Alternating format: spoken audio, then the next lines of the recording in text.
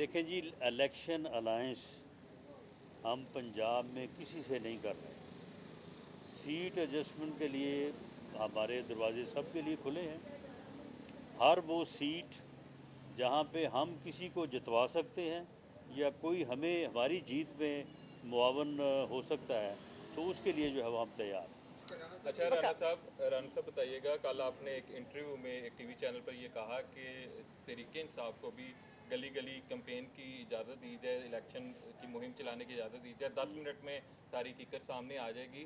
تو کس نے اجازت نہیں دی ان کو، اور آپ نے کس کو کہا کہ نہیں اجازت ہے؟ نہیں، میں نے یہ کہا تھا، یہ سوال یہ تھا کہ جی وہ جو پی ٹی آئی ہے تو اس کا جو ہے وہ ووٹ جو ہے وہ چھپا ہوا ہے، دبا ہوا ہے، وہ ایک دم باہر نکلے گا تو اس سے کوئی خطرہ تو نہیں ہوگا.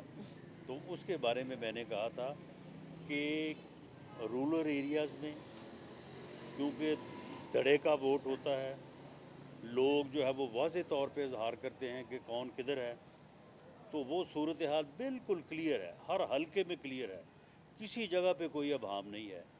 اور جو اربن ایریاز ہیں وہاں پہ کیونکہ اس قسم کا ماحول نہیں ہوتا، تو وہاں پہ جب کمپین شروع ہوگی 10 دن کے اندر اندر بالکل سب کو یہ واضح نظر آ جائے گا کہ پاکستان مسلم لیگ نون جو ہے وہ سویپ کر رہی ہے اور وہ جیتنے جا رہی ہے.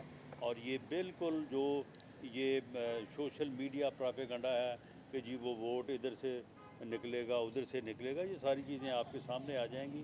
یہ محض جو ہے وہ سوشل میڈیا پراپیگنڈا ہے، اس کے علاوہ اس کی کوئی اور اوقات نہیں ہے.